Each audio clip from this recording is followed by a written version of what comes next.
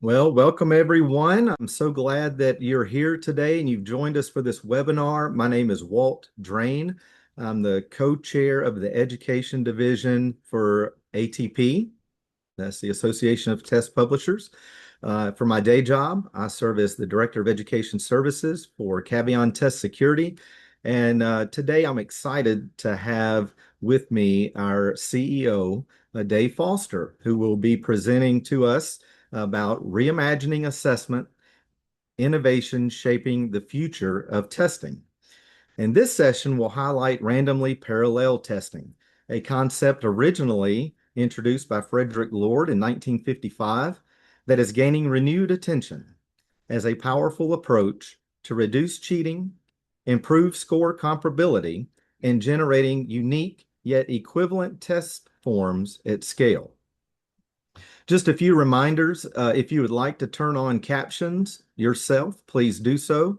Also, the chat is closed, but the QA is open. So if you would like to interact with Dave during the presentation and ask a question, please use the Q&A function, and we'll address all questions at the end. We'll have about 10 minutes remaining for those questions that have been entered into the Q&A section of this webinar.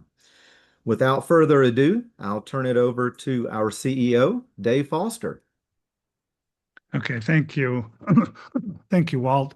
It's a pleasure to be here and talk about topics that are my favorite these days, topics that I think have great applicability, solve problems, to advance us as a field.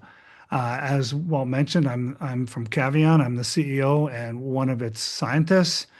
I'm very happy to have been invited by ATP to present this information. Thank you for attending. So let's get started. So the plan I have here, I have three topics. One is we're going to talk about sources of measurement error and how to address those through innovations. And then I'm going to talk about the innovations. One of them, item universes, from theory to practice. And then the second one, Walt mentioned, randomly parallel test forms. I'm going to apologize in advance. These won't be covered in the necessary depth. And there are so many innovations as well that I could talk about, but that are not, we don't have time for it today. So I'm just going to limit it to these two. And I'm sorry if I don't cover them as well as to address your questions, but you can put your questions in. I'll try to answer them, a few of them at the end of the presentation. Okay, so the first part of this is too much. There's too much measurement error today in our tests. And I want to talk first about the test score.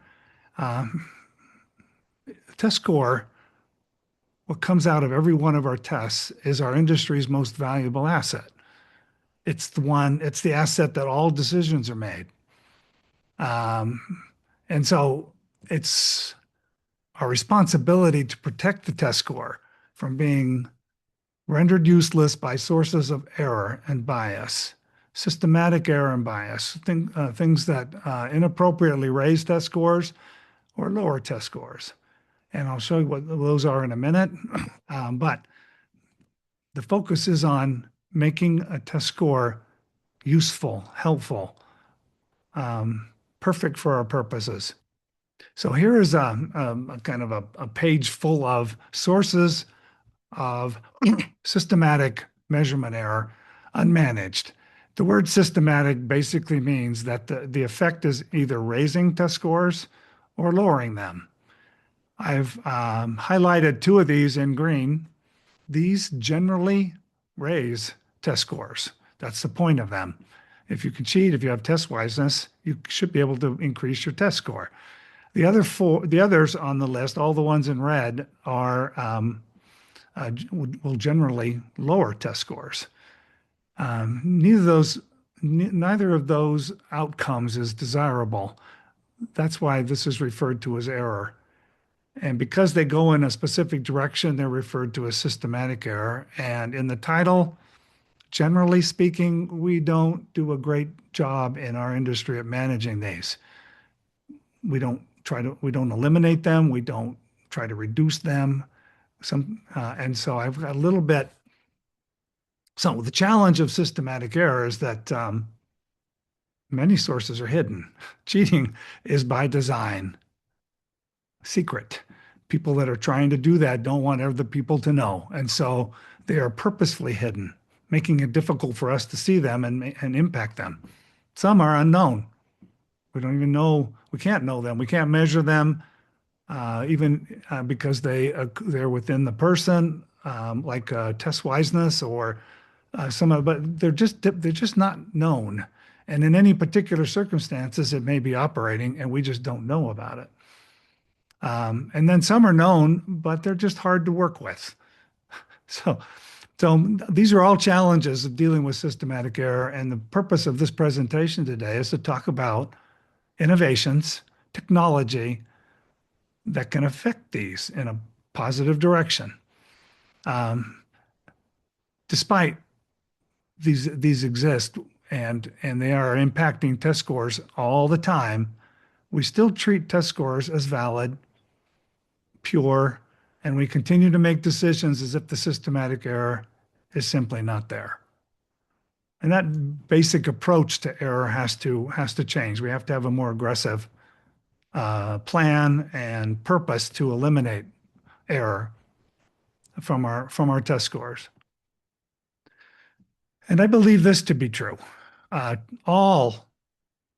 I haven't found an instance where it's not yet. And if you can think of one, please contact and let me know. But all unfairness in testing is because of unmanaged sources of systematic error. Unfairness means a test score doesn't really represent the test taker, and some unfairness is happening either to that test taker or to others. And it's because we have not done a good job of managing the sources of error. So if we really want to remove unfairness, we have to remove the systematic error. So here's a visual representation of what systematic error does to test scores. This one is a score, 85. That's the observed score on the test. The true score of the individual is 85, and this is an ideal exam, a test score without any influence of error on it. It's ideal. It's also highly unrealistic. I'm not suggesting here that we can make every test score pristine. But I'm going to show you some examples of things I've seen and that exist. And so here's one that's probably represents the majority of tests that we give where there is some error. The observed score is still 85. The true score of this person, I'm just making these up, but it would be 73. And they've been able to improve their score to 85 by some test wiseness and some minor cheating. Here's another one. In this case, the true score is much lower. The person that took this test has pretty much had the content knowledge of the exam. They obtained an entire copy of the test form and were able to memorize that, come to take the test, and got a very high score when their actual knowledge is quite a bit lower. And this, of course, is a more contaminated or score impacted by systematic error. And finally, these are not uncommon. We see these all the time in our work at Caveon. Maybe it's extreme, yeah, I'm sure it is extreme. This is someone with a very low true score. They're probably just guessing most of the time, and impacted by 70% of the pre-knowledge of the exam, test wiseness, maybe some anxiety about getting caught cheating, which maybe lowers it a little bit, and then perhaps some lucky guessing, and they get an 85, but it's so far from what they really earned or what they deserve. It's the more contaminated a test score, the less able you can use it to make decisions. And so responsibility is to find out which sources of error are impacting it, or make efforts to remove or reduce those. So some of the general culprits is that we've been relying on traditional test design and development and test administration practices for more than 100 years. And those are not standing up well to the types of, especially cheating, but really many other sources of error. This is just easy pickings. When we produce tests as they were produced 100 years ago, we open ourselves up to more error entering into our tests. Here's another one. I've heard this quite a bit. We kind of accept these sources of error as unavoidable.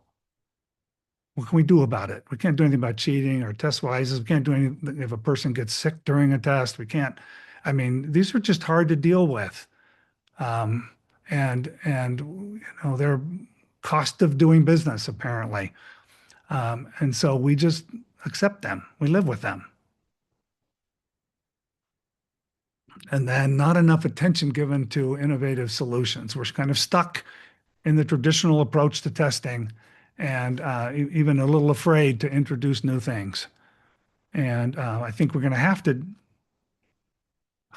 to be innovative if we want to solve some of these issues I'm bringing up today.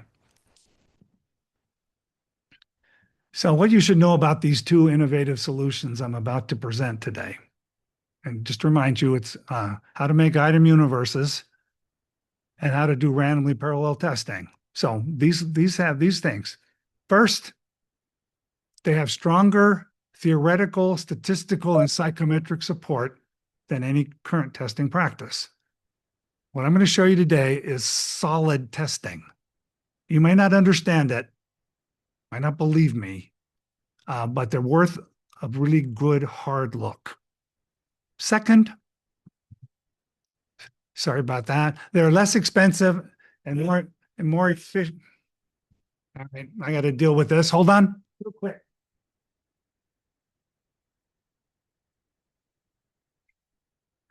So sorry. I've got some people mowing the lawn outside. Second is a bonus. They're less expensive and more efficient to use, quicker to build, quicker to use, simpler. And then third, just as important, if not more important, they remove or reduce long-standing sources of measurement error, which is the whole point of the presentation. So the solutions are, again, making and managing item universes, and then using those universes to give randomly parallel test forms. I mentioned combining these two, we can reduce many sources, and I'll show you which ones at the end. So just about imagining the future of systematic error affecting test scores. I think most can be eliminated completely. They won't bother us again. Others will be reduced to manageable levels, and we might not even have to think of them very often, just to make sure we're working on them and keep our eye out for new ones. So the future of error is that it's going to be less of a problem if we follow some simple steps.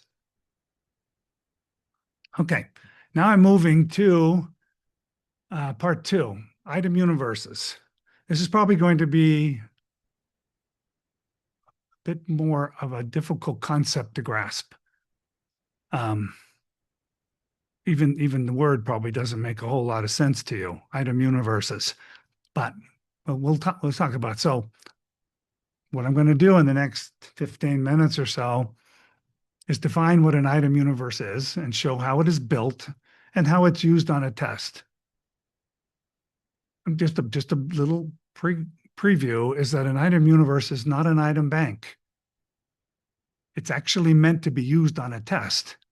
An item bank is where you store items that you can eventually grab items from and use on a test. build a form and use it on a test. But these are universes are meant to be operational. I make that point several times, but it is a little hard to understand how that's able to do that. So what is it?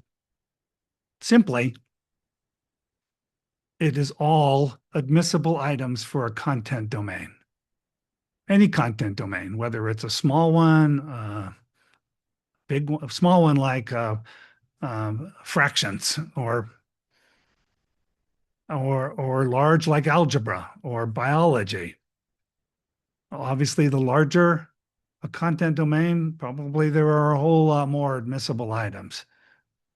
But the point of the item universe is to create the universe so that it covers all of them. Another word for an item universe would be item population.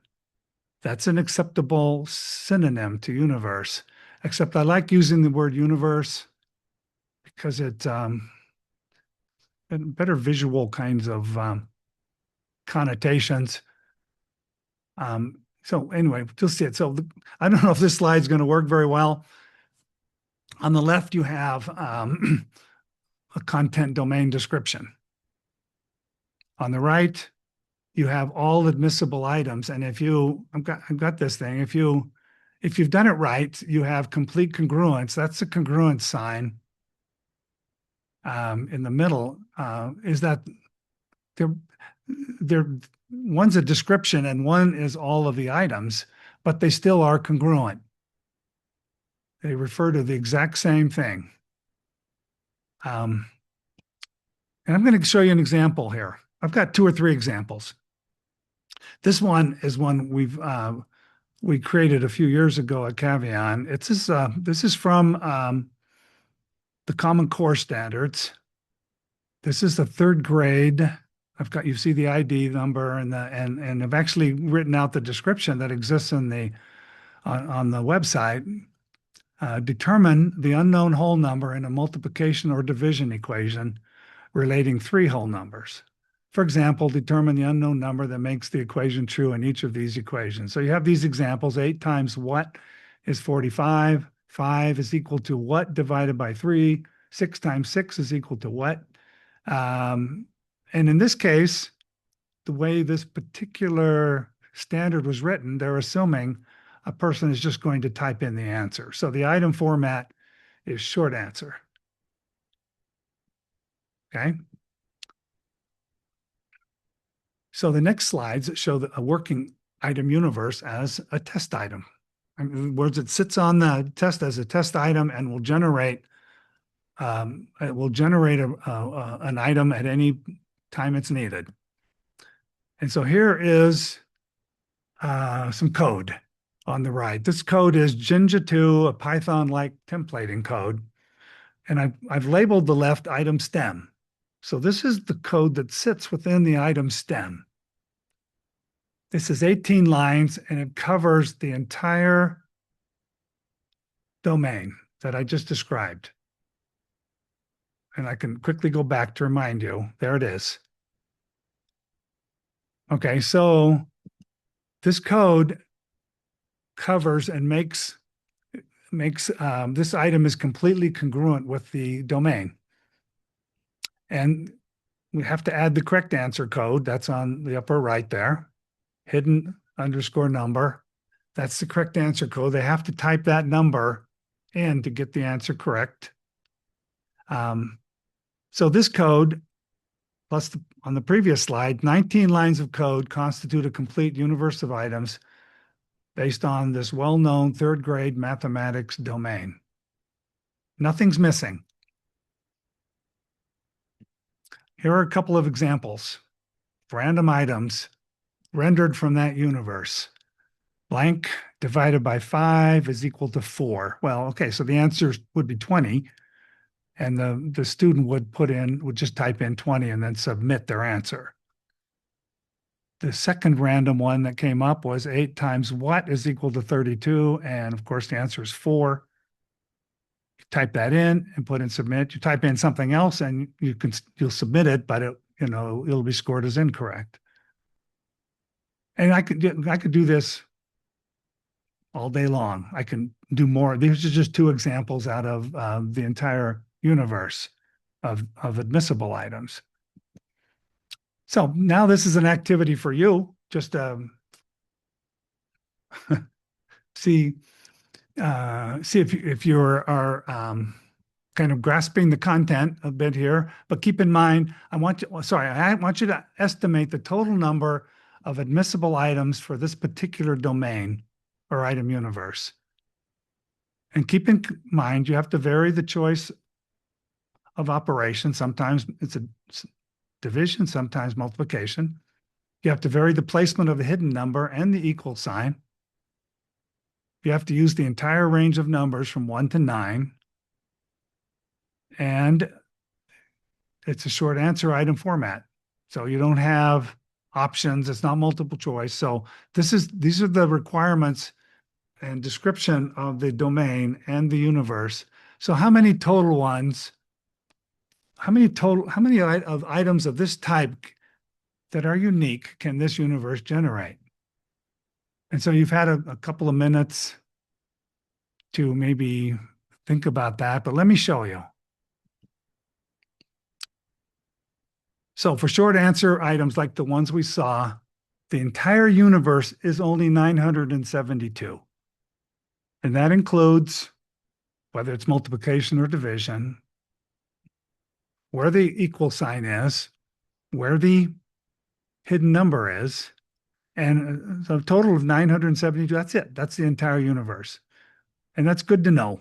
If you had item writers writing these, you could have 1,000 item writers and they could not write more than 972 of them.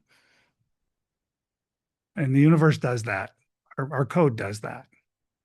Now, if you decide you want to give a binary response question, which is basically a statement and asking if it's correct, here's an example on the right. That's not a short answer. It's a true false essentially, but I prefer the term binary response.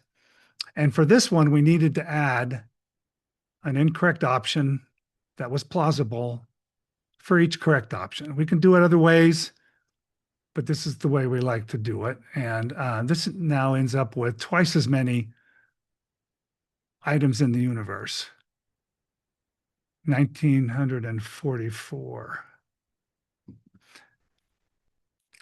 Now you could take those statements, those correct and incorrect statements, and you could make multiple choice items from it, which changes your universe a bit, a lot. For multiple choice items, if you took those and you made one incorrect and one correct option statement per numbers, you would end up with over, about 140 billion unique multiple choice versions that have one correct and 3 incorrect statements.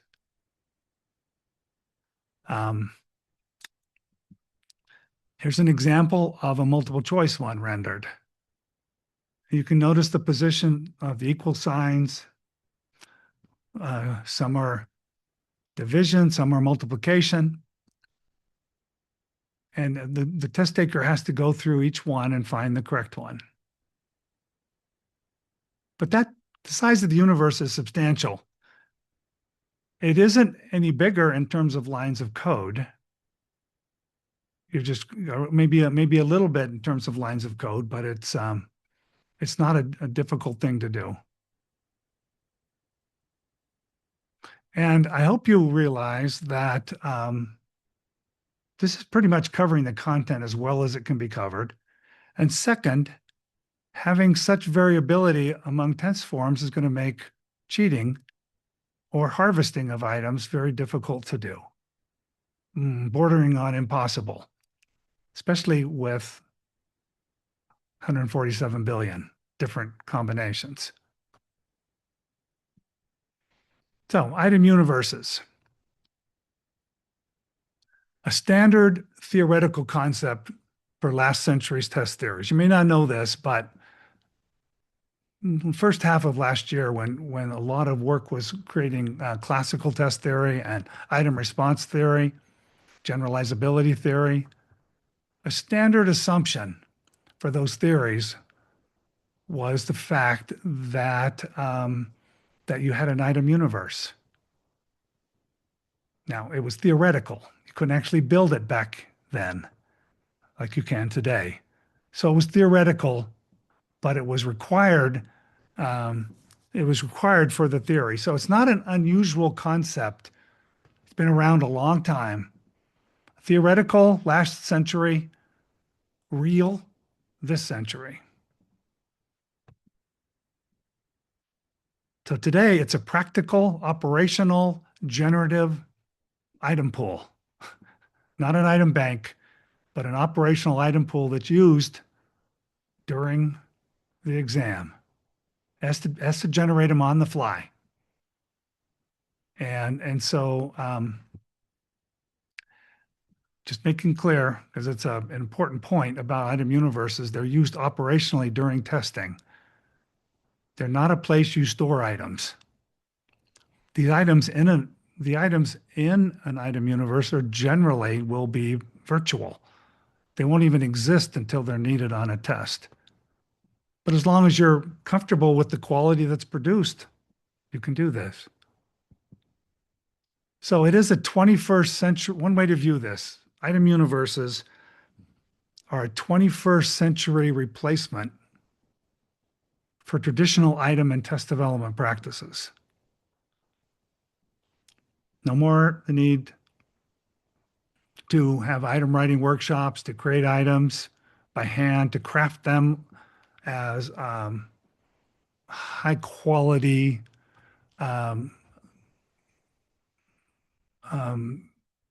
items that need protection and need care. They need reviews. They need tryouts where you can get statistics on each one, and you use those statistics to decide how to build your forms. So item universes, the use of item universes basically negates those traditional practices. So here's another example. This one is a biology or life sciences example called patterns of inheritance. So this is the description of the patterns of inheritance is actually a subdomain of the domain referred to as heredity. And there's the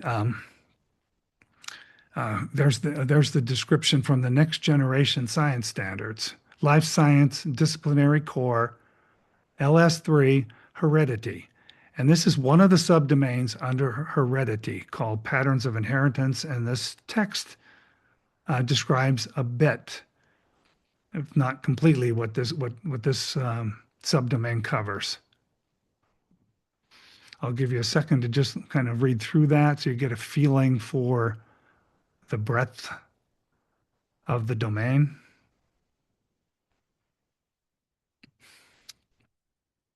Okay, so we're going to attempt, I did make the attempt to create an item universe for this particular domain. And I used AI. I asked for initially, this is probably initially what I ask AI for is a correct statement about the domain. And I ask it for to cover the domain, not leave any part of the domain uncovered, but have all the statements be unique.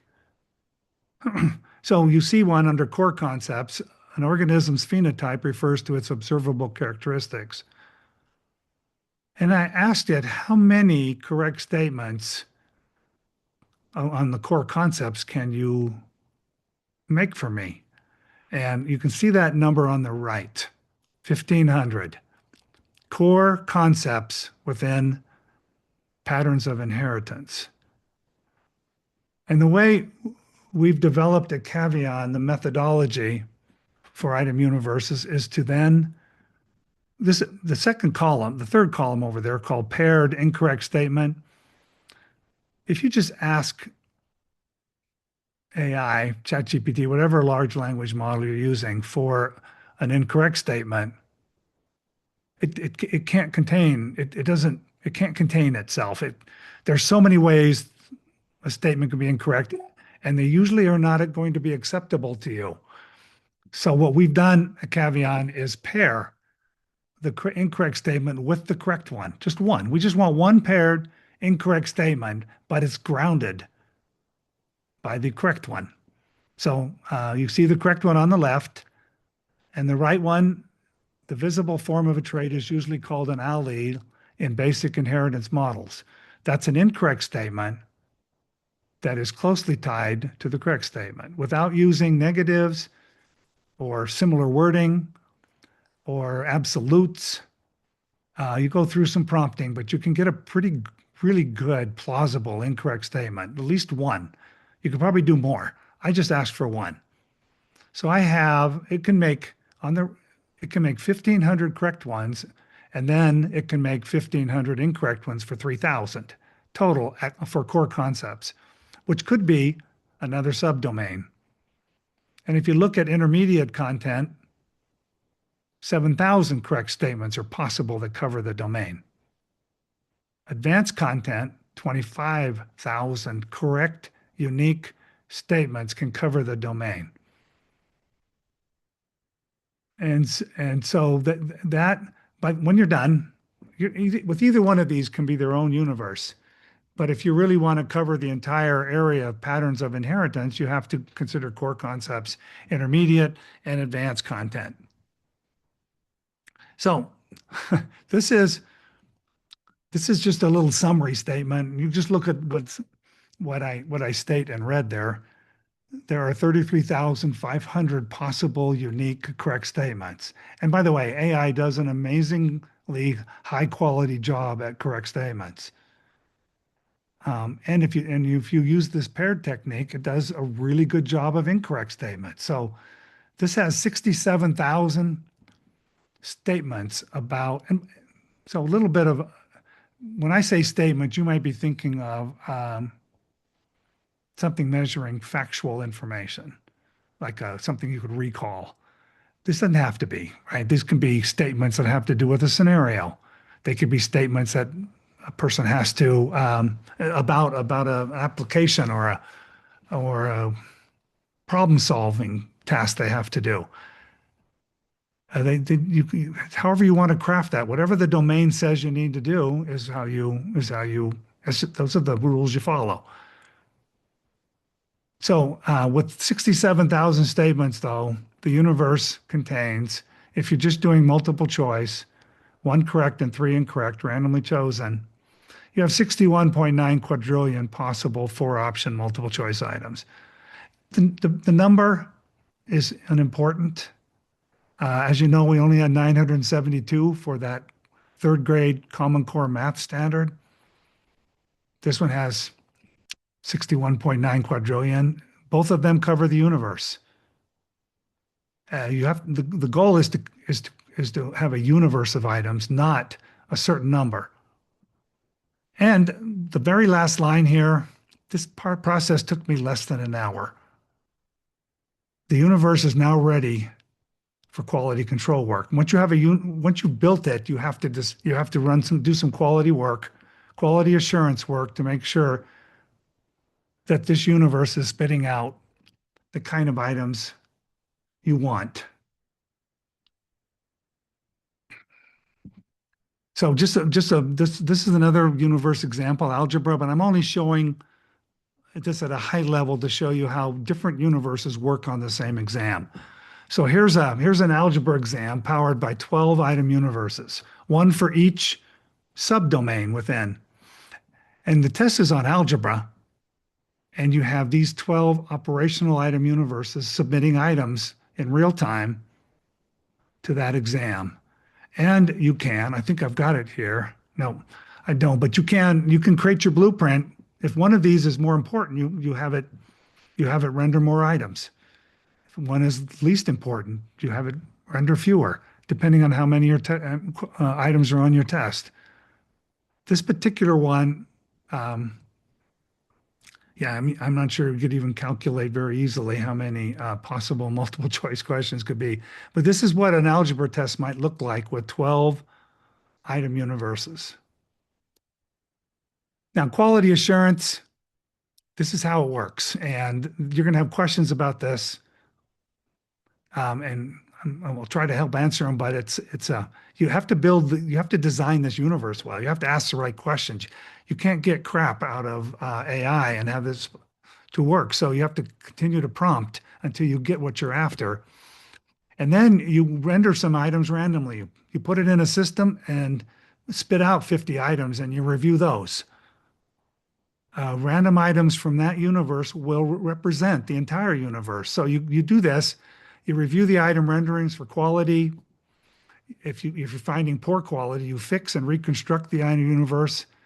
Um, then you repeat steps 2 and 4 as often as needed until you're ending up with samplings of random items that are working really well for you. So that's when you're done and your item universe is ready for operational work. And you can have SMEs involved with this. You should have, right? As much as you need them. So summary of item universes, big, big, big. Not always a lot of items that have, it can be a small universe, but generally they're going to be big. Numbers that you can't comprehend even. But at least these items or universes are easier, a little bit easier to comprehend than the real universe up ahead, up above us. It's easy and quick to build and provide assurance of quality, and so easy to use on tests. Now, systems have to be built to do it, but they have to be built to accommodate an item universe, but it's not hard. That's probably the easiest of the technology I'm talking about here. So now, just the last little part of how do we make test forms from item universes? And so just about my vision or my imagining the future of item universe is that routine technology and AI-enabled test development completely replaces traditional development procedures. Quick, efficient, inexpensive, solving a host of systematic error problems. What more could you want, right, for the future testing? So number 3, how do we make test forms? The innovation is called randomly parallel testing. Walt mentioned that it was created by Fred Lord, our industry goat, in 1955, but had to wait till today for technology to implement. Once you have the universe, which is probably the hard part of all this, making randomly parallel or equivalent test forms is straightforward. You just, based on statistical sampling theory, that is the most fundamental statistics theory that exists. All it says is that you can randomly sample from a population universe of elements, and that sample can be used to estimate the characteristics of that population or universe. So you give a test that's a random sample, and the test score basically is an unbiased estimate of how many of all admissible items that test taker could have answered correctly. This is such a powerful statistical principle. Not that hard to understand. You just have to randomly sample. So here's just some examples. This is randomly sampling from a population of people. We should all be familiar with this. We may have been involved in polls. Whatever random sample is picked, it's intended to represent the population. Nobody cares about the poll results from 100 people. They calculate the poll results, but they care that that poll result applies to the entire population. Nobody cares that it applies to 100 people. And this is very similar to a universe of items and a sample of items pulled from that universe. If a person answers 50 of these correctly, they could answer 50 of all admissible items in the universe correctly. I'm sorry, 50%. Sorry, no. If the sample had 100 and they answered 50 correctly and got 50%, then you would expect them to be able to answer 50% of all of the items in the universe. Every test taker gets a unique one. This isn't pulling one random sample and giving it to everybody. That defeats the purpose. Everybody gets their own random sample of items, unique to each test taker, which, as you can imagine, will frustrate people who steal content and frustrate people that wonder what's coming on the test they're taking. They won't be able to predict it, but the test will produce a high quality test score, particularly because it's not influenced by cheating anymore, or at least that kind of cheating. So Fred Lord, there's a picture of Fred. Um, this is what he said this is 1968. We shall call tests formed by random sampling of n items from the same item population randomly parallel tests. An entire test theory can be built up for randomly parallel tests, but this theory would be essentially the same as item sampling theory. He essentially named the theory. In such a theory, strong results are deduced from data on a single test form.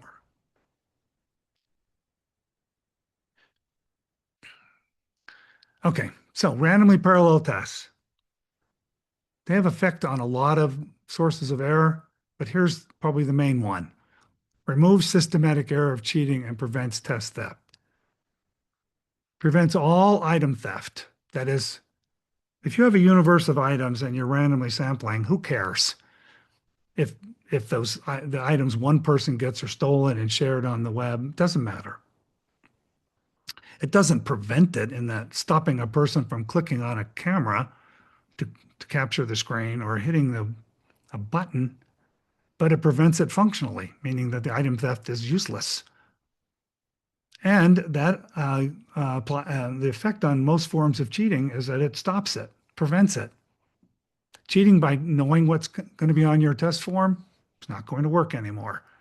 Some types of cheating aren't impacted by randomly parallel testing, like you can access AI and it simply tells you the answers to pick during the exam. That has a different innovative solution, and it's not this one. Imagine never having to protect your tests from theft. No need for copywriting, and no need for even caring if someone uses their camera in an exam. No problem with sharing how a kid did to their parents or to a lawyer or to whomever. None of that is a risk anymore. Cheating by knowing the items that will be on a test is impossible.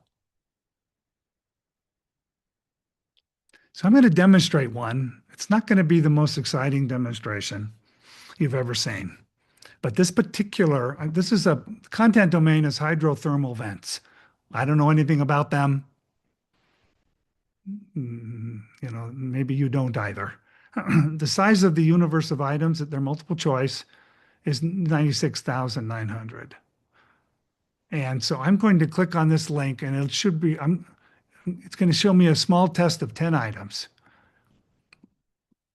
I have to launch. Oh,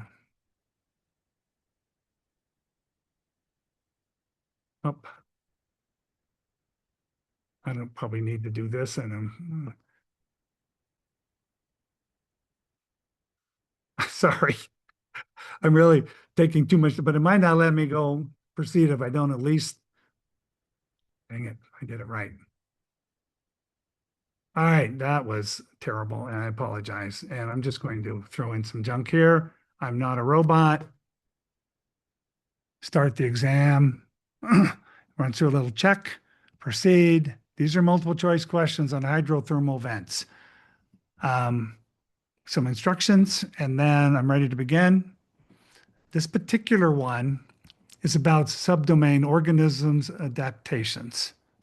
And yeah, there's one correct one and three incorrect ones. These are all created by AI using the paired methodology I described. So I don't know anything about it. This one's about ecology symbiosis. Um, here's another one on ecology symbiosis. I'm just randomly answering. You okay with that? I assume so. Um, this is about chemistry energy systems for hydrothermal vents.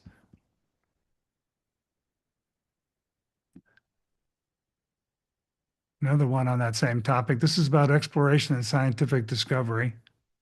So you can see that this test is subdivided into subdomains, and those subdomains are dictating how many items for each subdomain will be on this test.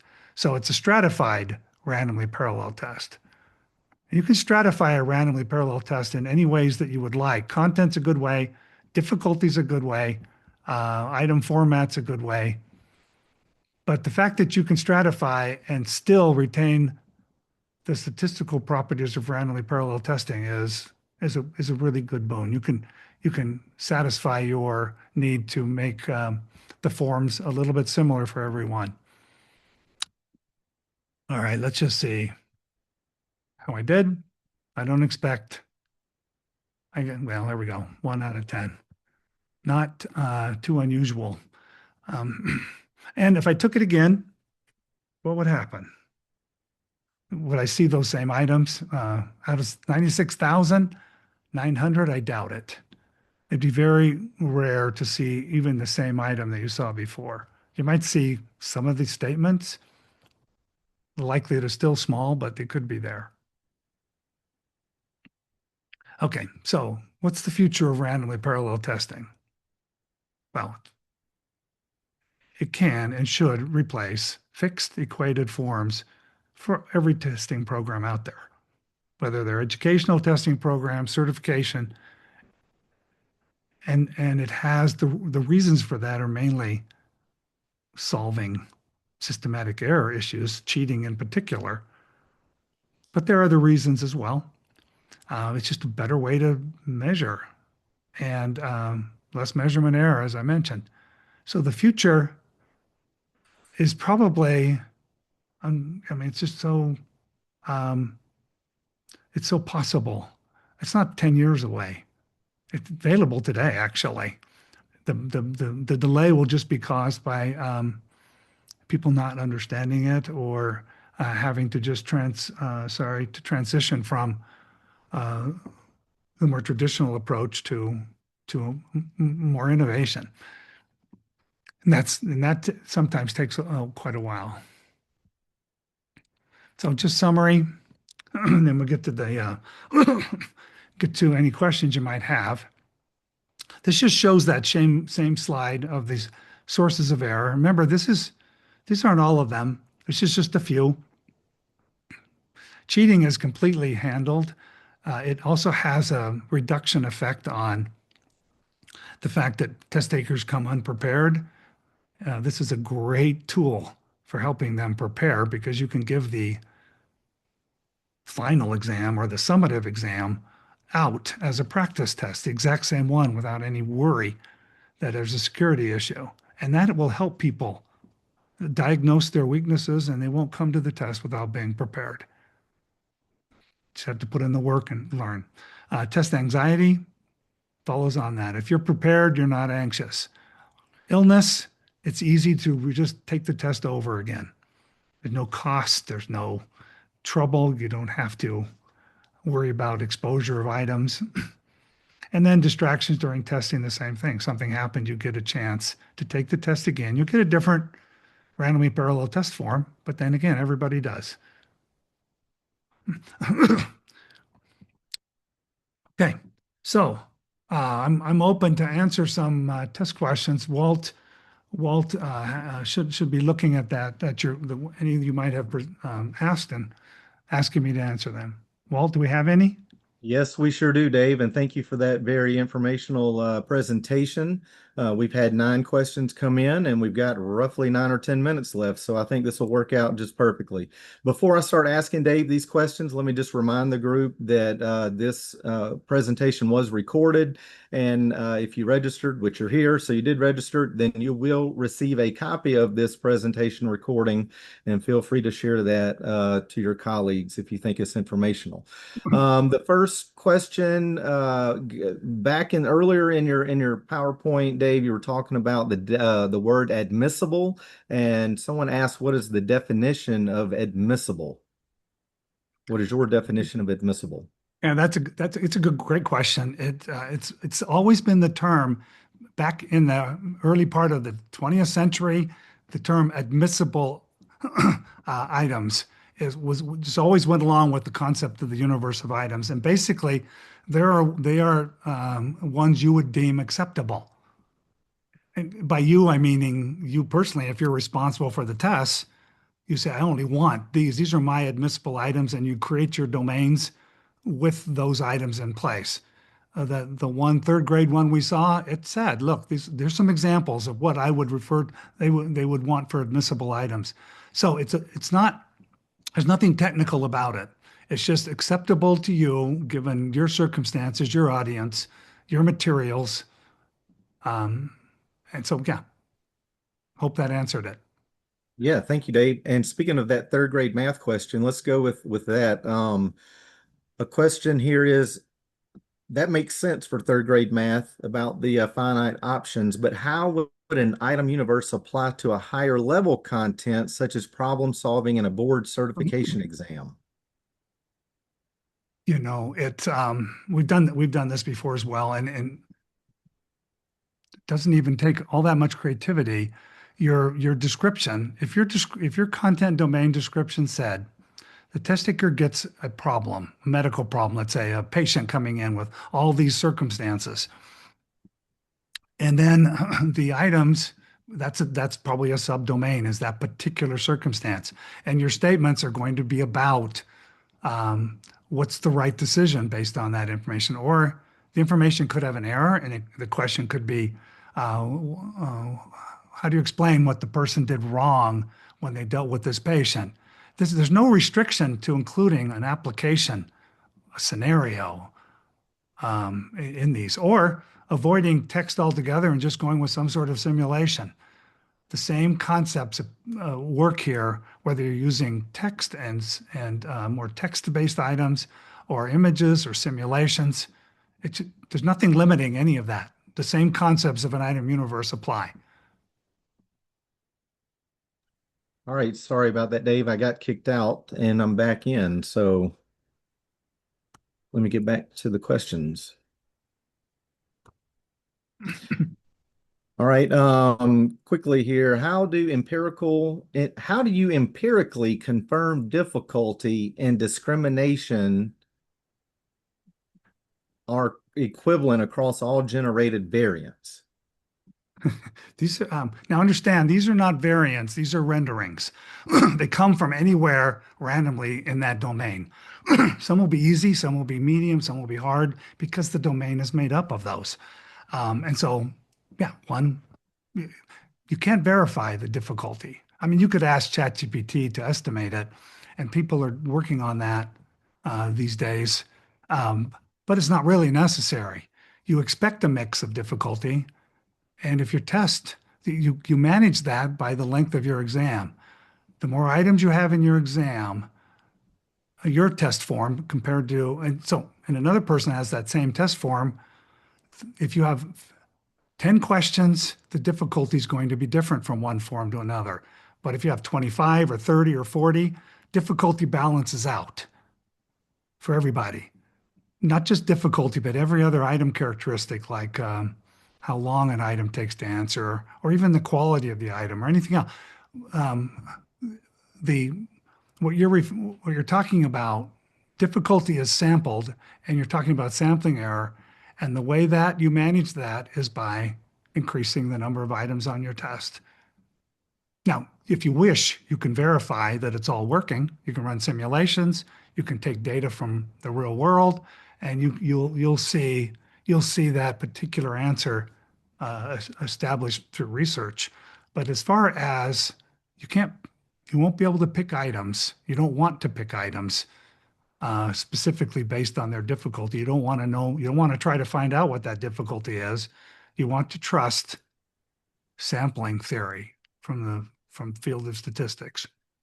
I'd say trust.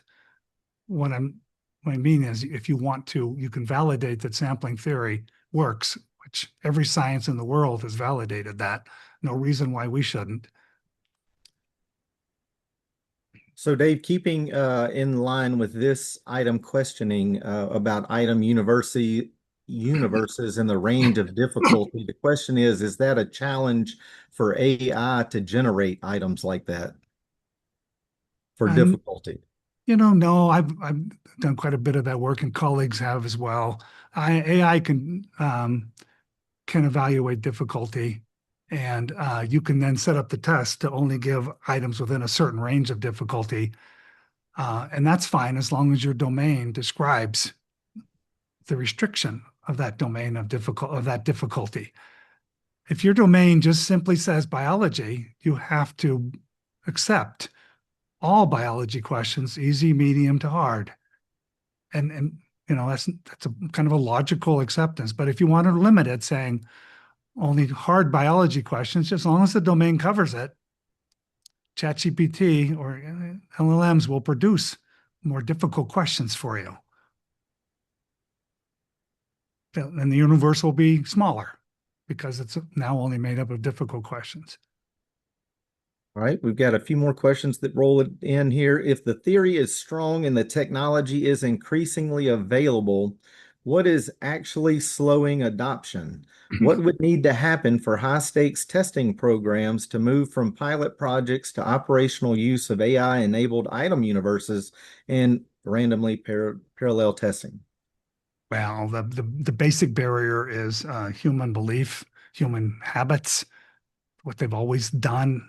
And traditional testing is institutionalized and hard to break free from. So that's probably the main barrier, not the technology. The technology is pretty much there today, or if it's not, can be built in the next 6 weeks. That's not the barrier. The barrier is just having a hard time understanding it because it doesn't feel like what you know. Um, so that's the big barrier, and which can be overcome dipping your toe in the water, trying it out, reading up on it, setting up a committee to research it, whatever you want to do to move into that direction. And basically, when you step in that direction, you are moving away from how things have always been done. And in my opinion, that's a really good thing. Move away from it. It's how things have always been done is the main reason we have so many sources of measurement error. So leaving that and doing something better is a big boon to any testing program. All right, thank you, Dave. A couple more. We've got 2 minutes left here. A lot of questions on difficulty and sampling, but to just continue that thread from a minute ago, what process is used to determine how many items are needed for the sampling to be sufficient? Okay, I'm going to answer this in the most, really, the more questions you have, the smaller the amount of error, random error that exists, and therefore the error that surrounds the test score. It's like the polling systems. They announce 60% are voting for this, 30% voting for this, with a margin of error of plus or minus 5 percentage points or 5 points. That's the kind of error you have to deal with. And you add more questions, that plus or minus 5, 4, 3 gets smaller until it's at a level that you find acceptable. And the work we've done so far is that tests of traditional size, 50, 60, 100, 150, are way within the limits of coming up with of not producing random error, sampling error, in any characteristics of items. It could be difficulty, it could be any other form of the item. characteristic of the item is managed well by adding more items. All right. There's a couple of questions here about humans. Are they kept in the loop? And I'll just answer that one quickly and say, yes, humans are in the loop. You definitely want to keep humans in the item review process and all that good stuff. So for those 2 or 3 questions about humans, keep humans in the loop. In this last minute, because I know we're Right. right at Let me time. just let me just add it too. They're necessary. They're the SMEs. They're the ones that build the domains. They're the ones that build universes from the domains. So you can't move them out of the loop, as far as I can see. Correct. And the last question, using an example of a 25 item test form, how many forms would need to be evaluated to confirm an empirically set passing score? You're talking about Angoff. I'm assuming you're talking about some sort of Angoff process. I think when it comes to setting standards, we have to move away from items that judge every specific, sorry, procedures that judge every specific item. We have to move to something that judges the process, judges the people and their scores. So the tests are equivalent. The test forms are equivalent, but all the items change every time. So judging items isn't the way. Look up contrasting groups, standard setting approach. That's one I would recommend. All right. Thank you very much, Dave, for your presentation today. And thank you, everyone, for joining us in this presentation today. Remember, this has been put on by ATP's Education Division. And if you're interested in hearing more information as it relates to testing, please consider joining our Education Division at ATP. If you need more information, reach out to me. We will be getting this recording out to everyone that signed up for this webinar. And Dave, most importantly, thank you for your expertise and on innovation in testing. You're welcome.